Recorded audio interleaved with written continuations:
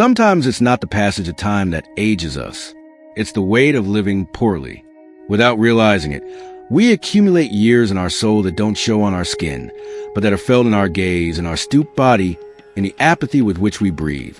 What if I told you that you're aging faster because of habits you don't even question? And I'm not talking about diet or exercise. I'm referring to habits of the soul, the kind that the Stoics identified over 2,000 years ago. Habits that rob you of energy, clarity, and mental youth without you noticing. Seneca wrote harshly, "We don't age, we wear out." And this video is an alarm, a warning for you to stop wearing yourself out prematurely. Today I'm going to reveal to you the 11 habits that are making you age faster. And not only that, I'm going to show you how the wise men of Stoicism confronted them. Because if you apply it, you won't just live longer, you'll live better. But first, imagine this. A young-faced man enters a room. He's 30, maybe 35. But something in his way of speaking, moving, looking, gives him away. He seems old, as if he carries decades of frustration, resentment, fear. It's not his gray hairs. It's a soul that's worn out. Do you recognize him? Maybe it's you. First habit, holding grudges. Resentment is acid, and it doesn't burn the other person. It consumes you. Marcus Aurelius said, "The soul becomes what it contemplates." If you spend your days reliving betrayals, wounds, humiliations, you are transforming into that. You're crystallizing the pain, and each time it becomes harder to let go. Holding grudges ages you because it anchors you to the past. And where there's no present, there's no life. Second habit, worrying about what doesn't depend on you. Epictetus divided the universe into two, what you control and what you don't. And he said, serenity begins when you stop worrying about what doesn't depend on you. Today, many carry anxieties that don't belong to them. News, opinions, judgments, others' expectations. Every thought you can't resolve is another stone in your backpack. How can your mind not age with that weight? Third habit, talking too much. It's not the act of speaking that exhausts. It's speaking without direction, without purpose. Seneca warned that the wise speak little and listen a lot. But in this era where everything is opinion, people waste their energy justifying, arguing, impressing. And with every empty word, they move away from themselves. They wear themselves out. Fourth habit, postponing what's essential. I'm not just talking about big goals. I'm talking about that call you keep delaying, that uncomfortable conversation you avoid, that dream you keep pushing to later. Marcus Aurelius wrote in his Meditations, "Don't act as if you're going to live 10,000 years. Death is stalking you. While you live, while it's still possible, be good." Postponing is betraying your moment. And every time you do it, you don't just lose time, you lose spiritual youth. Because procrastination is a silent act of resignation. Fifth habit, trying to please everyone. Epictetus was a slave, and still he taught freedom. What was his secret? Stopping living based on what others think. He said, if you desire to please, prepare to lose yourself. Every time you give in to fit in, to avoid conflict, to not disappoint, you take another step away from your center. And living far from yourself ages you, because the energy you need to grow, you're using to be someone else. Sixth habit, reacting without thinking. Seneca warned, anger is a brief madness. And how right he was. How many times have you said things you didn't mean, just because something touched your pride? How many times have you acted impulsively, and then came regret, guilt, harm? Reacting is losing control. And whoever loses control over and over again empties himself inside, because every explosion leaves you more broken, more tired, older. Seventh habit, living comparing yourself. Marcus Aurelius summarized it like this. What sense does it make to envy someone? Everyone fulfills their function. But you go on social media, see bodies, lives, achievements, and without meaning to, your mind enters battle. One that you'll never win. Because the problem isn't the other person. It's your perspective. Comparing yourself is living from scarcity. And that mindset dries up the soul. It prevents you from enjoying what's yours, what you already are. what you already have. Eighth habit, complaining. It may seem harmless, even social, but it's not. Every repeated complaint is a brick in the mental prison that you build yourself. Epictetus taught, the wise man doesn't blame the gods nor men, only himself. Complaining installs you in passivity, in the role of victim, and from there's no change, only deterioration. Ninth habit, sleeping with a soul full of noise. Marcus Aurelius wrote every night, not out of nostalgia, but for cleansing. He reviewed his day, observed his faults, gave thanks, reflected, because he knew that true rest doesn't depend on how many hours you sleep, but with what soul you go to bed. You lay down your body, but if your soul is agitated, your rest becomes wear and tear. 10th, constant fear of the future. Seneca said it with brutal truth. We suffer more in imagination than in reality. You live anticipating problems, imagining disasters. But how many of those things you feared actually happened? And worst of all, how many times did you suffer twice? Once in anticipation, and once at the event itself. Fear, maintained unconsciously, ages you, because it consumes in the present what you should be saving to build tomorrow. And we come to the 11th habit, living without purpose. Epictetus asked, how can a ship without direction not sink? Living without direction is letting yourself be carried by the winds of the external, work, routine, social pressure. And in that back and forth, one wears out, not from effort, but from lack of meaning. The youth of the soul isn't measured in physical energy, but in internal clarity, knowing why you get up, why you endure, why you keep going. That why sustains you when everything else falls apart. So far, 11 habits, 11 burdens that, if not made conscious, age you more than time. But the Stoics didn't stop at criticism. They always offered the path. They didn't just tell you, stop this, but do this instead. That's why now comes transformation. Let's take each habit and turn it around, like a key that turns inside you, because each one hides a Stoic virtue that you can cultivate. And by doing so, you'll begin to rejuvenate from within. Where there's resentment, sow forgiveness, and not to absolve the other, but to free yourself. Marcus Aurelius said, when you forgive, you release two souls, the other's and yours. Where there's worry, sow acceptance. Repeat as a mantra of life, this doesn't depend on me, and feel the relief, because when you let go of what you can't control, you become stronger in what you can change. Where there are empty words, sow fertile silence. Speak only when your words are more valuable than your silence. Make speaking a sacred act. Where there's procrastination, sow decision. Do one thing today that you've been postponing for weeks. Just one, but do it with presence, and you'll notice something activates. A spark, a vital impulse. Where there's a desire for approval, sow authenticity. Do something just because you believe it's right, even if no one understands, even if no one sees. Seneca said, the wise man is sufficient unto himself. Where there are impulsive reactions, so pause, breathe before responding. Count to 3. That pause isn't weakness. It's power. It's mastery. It's temperance. Where there's comparison, sow gratitude. Look at what you have. Look at what you are. And understand, no one lives your story. No one walks your path. Marcus Aurelius wrote it like this. The flower doesn't compete with the one next to it. It simply blooms.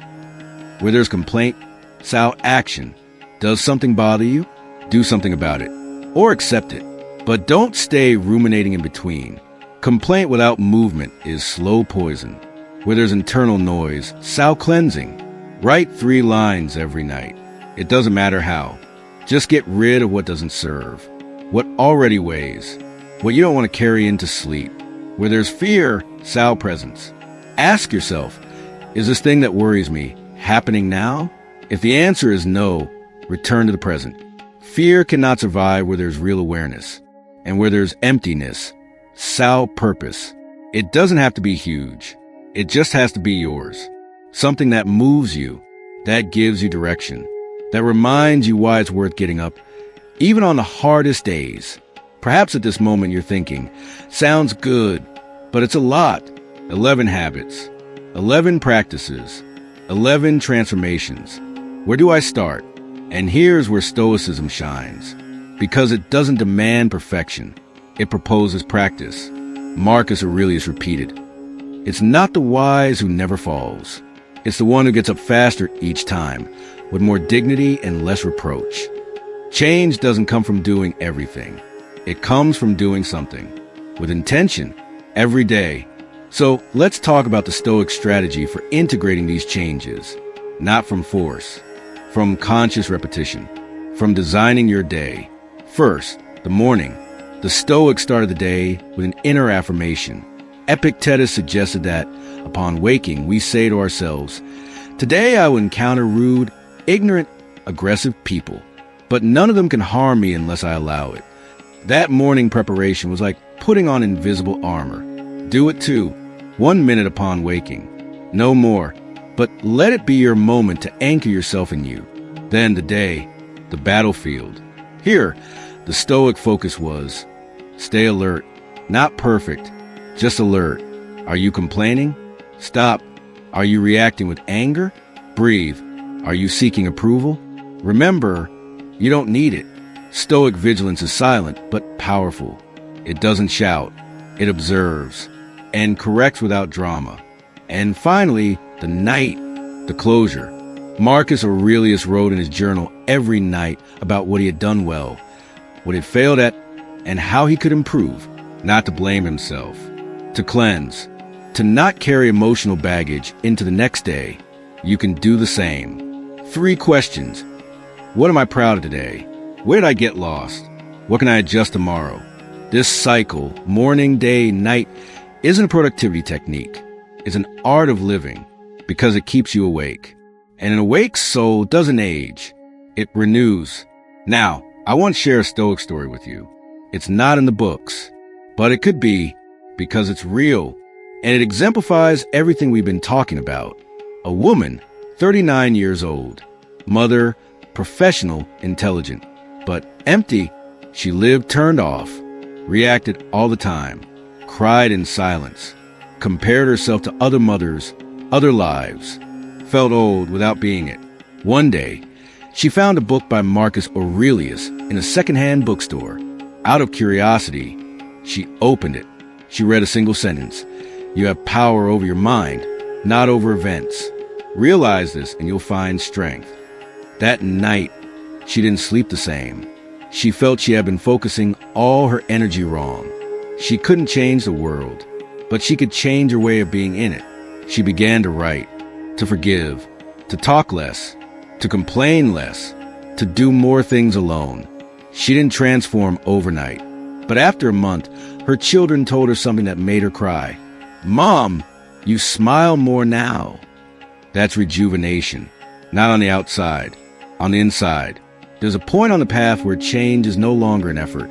It's a reflex, where acting with virtue is no longer a task. It's your way of being in the world. That's where the Stoics wanted to get to. Not to be admired, but to be coherent. Not to be eternally young, but eternally lucid. Because do you know what ages more than the body? Incongruence. Living saying one thing and doing another. Thinking high and acting low. Feeling something and hiding it. That internal dissonance breaks you inside and takes away years of emotional life. Seneca said it without filters. The wise man is one whose whole life is in harmony. And if today you feel something doesn't fit, that there's internal tension between who you want to be and who you're being, don't ignore it. That noise is your soul asking for attention. And here I want to lead you to a Stoic concept that isn't talked about much, but that's key. Eukarya. It's the opportune moment. The exact instant when you must act. Not before, not after, but now. Because virtue doesn't live in the past or in the future. It lives in this moment. So I ask you, what's your eukarya today? What's that habit that you know is aging you and that you can start letting go of right now? Maybe it's the resentment towards someone who's no longer here. Maybe it's the anxiety of not knowing what will happen tomorrow. Maybe it's that habit of speaking badly of yourself in silence. Whatever it is, today you can decide to cut it, not to become a perfect being, but to start living lighter. And when you do, something curious will happen. People will tell you, you look different. You're more radiant. What changed? But it won't be your clothes or your hairstyle. It will be your energy. Because when the mind aligns with the soul, the body reflects it. And if you still doubt, go back to this image. An old oak tree can remain standing for centuries if its roots are strong. But a young tree with weak roots falls with the first wind. The same happens to you. It's not your age that defines your vitality. It's your root, your philosophy of life, your ability to remain firm amidst chaos. Serene, whole, present. That's true youth. And now, yes, the reward. The reason you got here. The Stoic secret to not aging prematurely. It's not a phrase, not a practice. It's a decision. Choosing to live each day as if your soul were eternal and your time finite. That balance between urgency and eternity is the fuel of the wise, because it reminds you that every day matters, but doesn't overwhelm you, that every action counts. But you don't need to rush. Thus, step by step, habit by habit, you become more yourself, clearer, stronger, and yes, younger, not because of your cells, because of your consciousness. And that's the true gift of Stoicism, teaching you to live in a way that not even time can wear you down. We've traveled together a deep path. You not only identified 11 habits that are aging you faster, you learn how to reverse them from the most powerful philosophy ever written for the human soul, Stoicism. But this doesn't end with knowledge. It ends with an act. Just one. But this doesn't end with knowledge. It ends with an act. Just one. Because knowing that resentment damages you doesn't change anything. Letting it go does. Knowing that comparison withers you doesn't free you. Gratitude for what you already are does. Knowing that worry about external things consumes your mind doesn't give you peace. Acting within your sphere of control does. Marcus Aurelius said it without detours. Each person's life is in what they think. And your thinking is shaped by what you practice, by what you choose, by what you repeat every day. That's why this script isn't decoration. It's a call to stop chasing external formulas to rejuvenate and start cultivating your soul with the same dedication with which you care for your body, to ask yourself less how you look and more how you're experiencing life. And so this change doesn't stay theoretical.